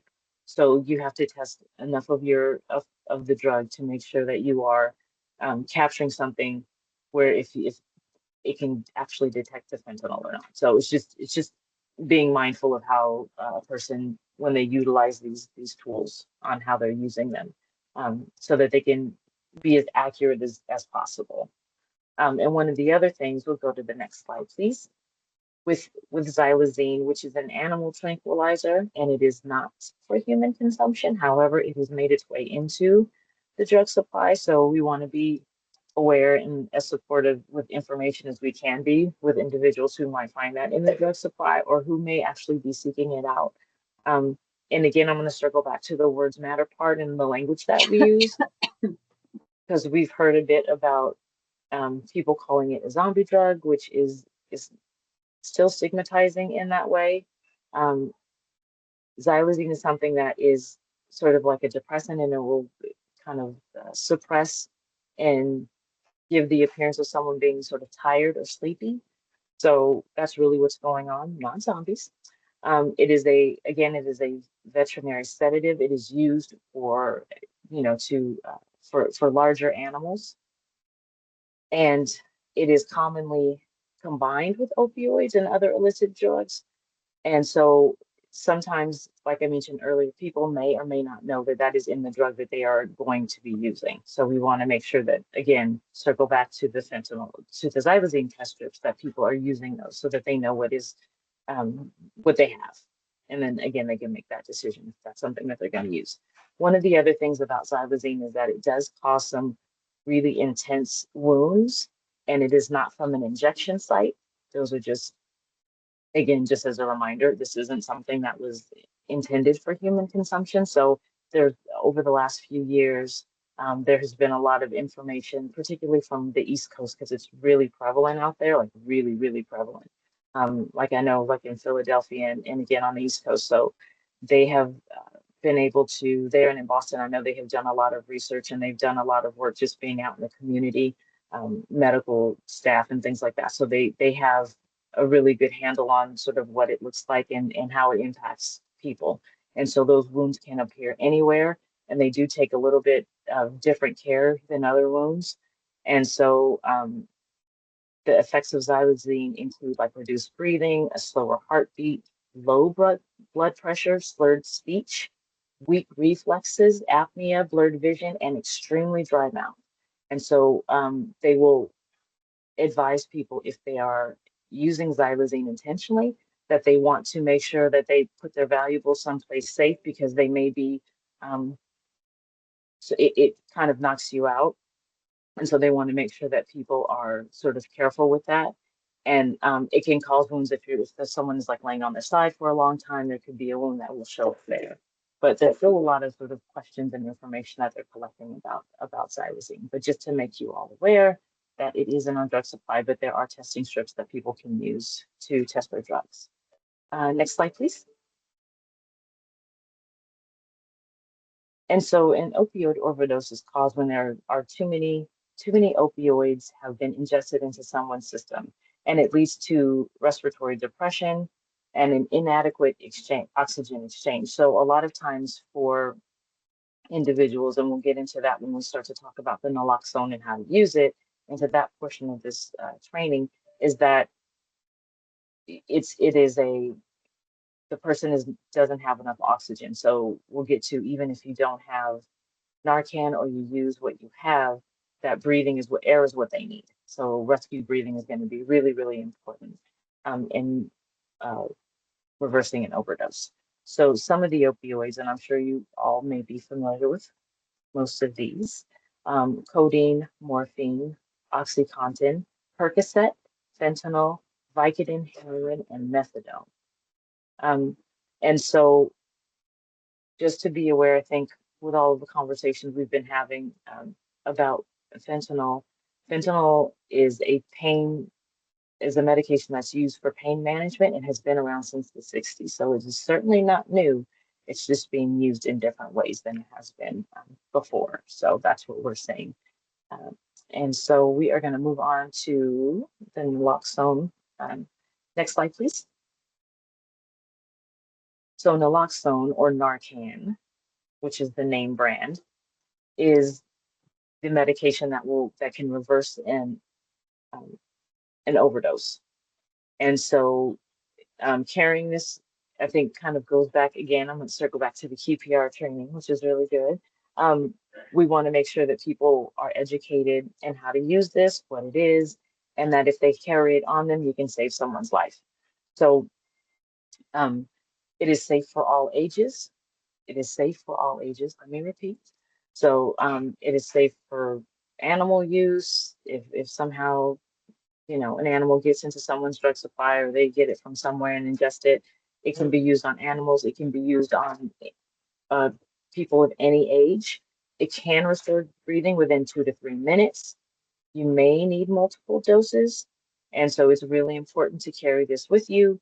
Um, you can keep it in your car. It's a little hot right now, so we would suggest it sort of maybe under a seat or someplace where maybe it's not getting as much heat, but it is safe for all ages. It is safe for people that are pregnant. I know that's a question that we get sometimes, so yes. And then we can move on to the next slide, please.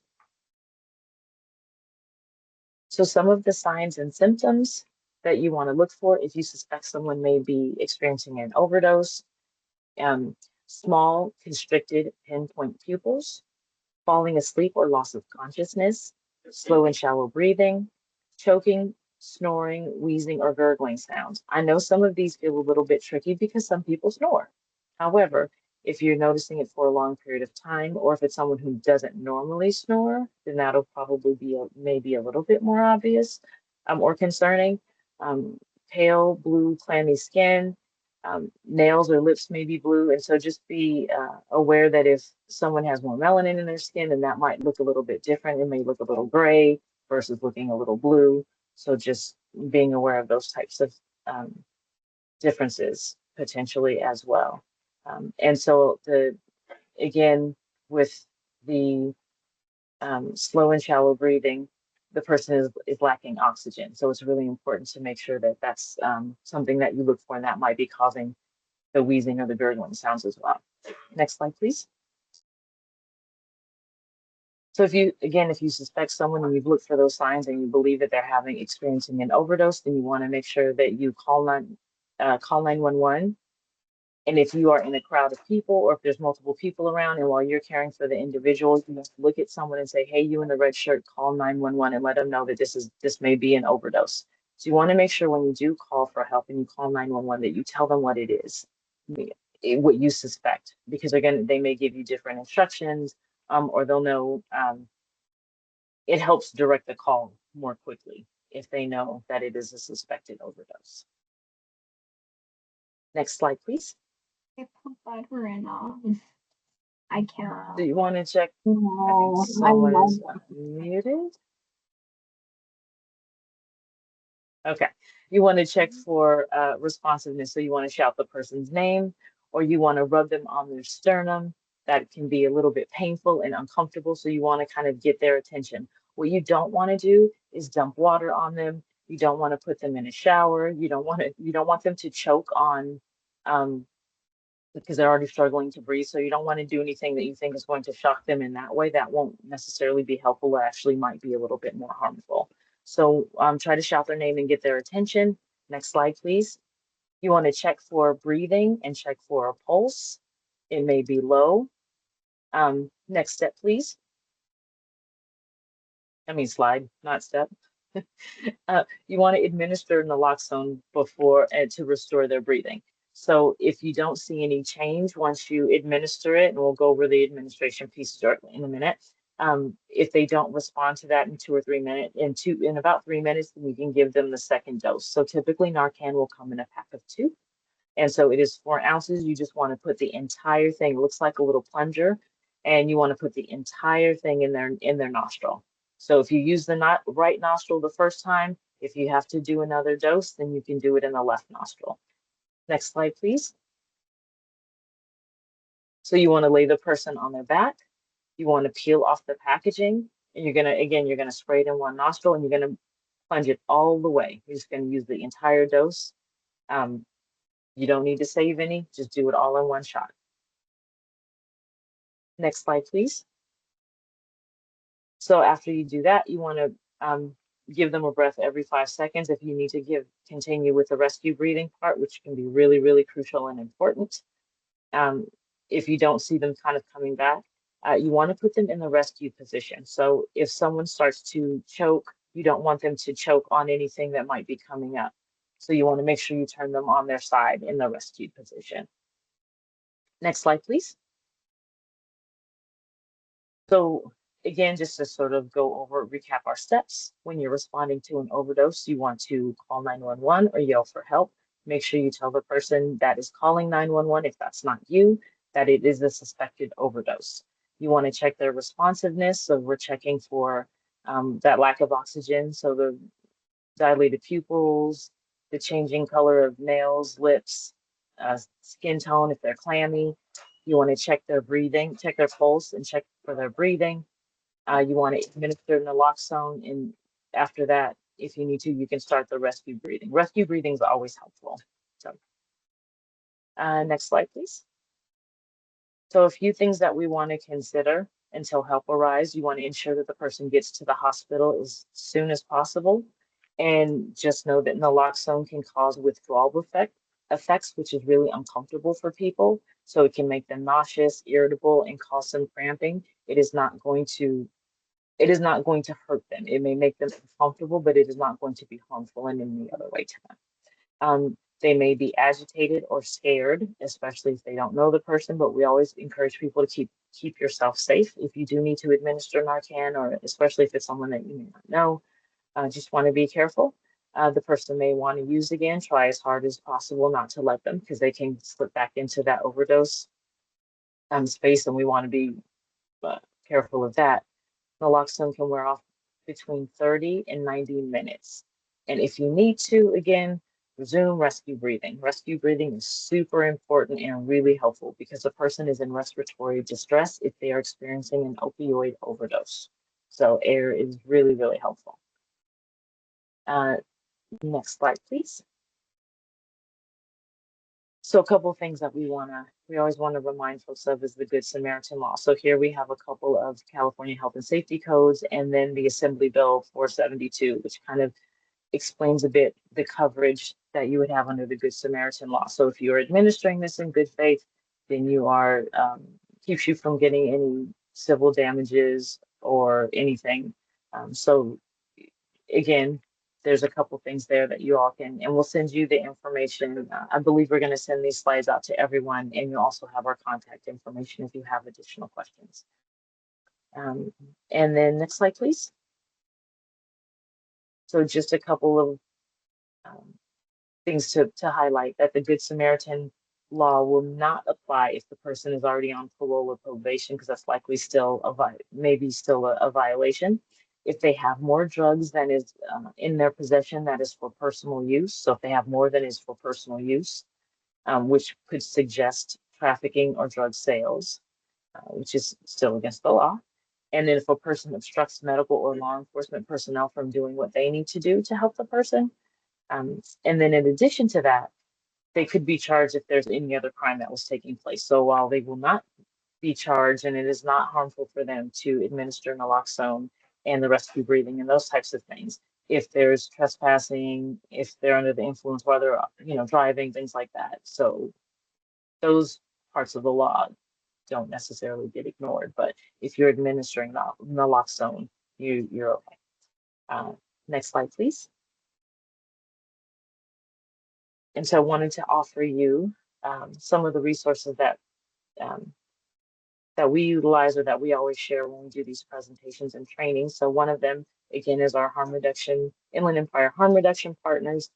Their website is there, their email address is there. If you have any questions about syringe cleanup, things like that, there's a naloxone hotline, and then the syringe litter reporting line. One of the other ones that we really think is important is the never use alone. So we like to share this with everybody so they could share this with other people about not using by themselves. Because if you're alone, then there's no one who can administer naloxone and help with the rescue breathing and all those other things that are super important. So the line is in English and Spanish. And so what happens is if somebody is going to use drugs and they're by themselves, they can actually call this hotline and someone will be on the line with them and they will check in with them. So they'll ask them a couple of questions. They're not calling the police, they're not calling anything like that. They'll just call for emergency services if the person is non-responsive. And so then we have the National Harm Reduction Coalition, which is a wealth of information. You guys have the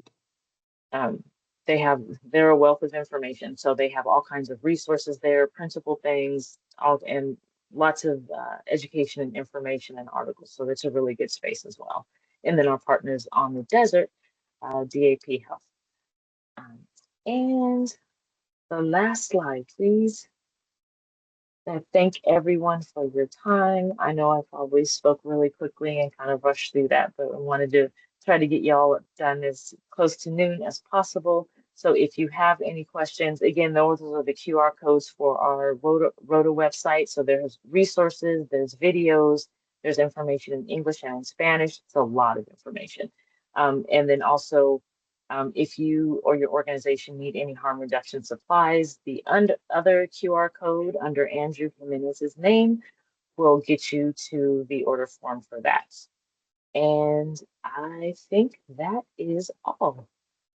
So thank you so much. All of these, just as a reminder, all of these things are helpful to people's survival. So I know that sometimes folks question harm reduction and kind of the origins of it, but just know that it is life-saving for everyone. It is a non-judgmental but helpful space. Um, I think just like the QPR training, you know, we want to support people, we want to help them get through this and offer some hope. Because sometimes when we approach people in a way that is more humanizing, they're more apt to get help, whatever that looks like for them. So thank you all so much for your time. And I guess if anyone's still on, or if you have any questions, feel free to put in the chat or unmute.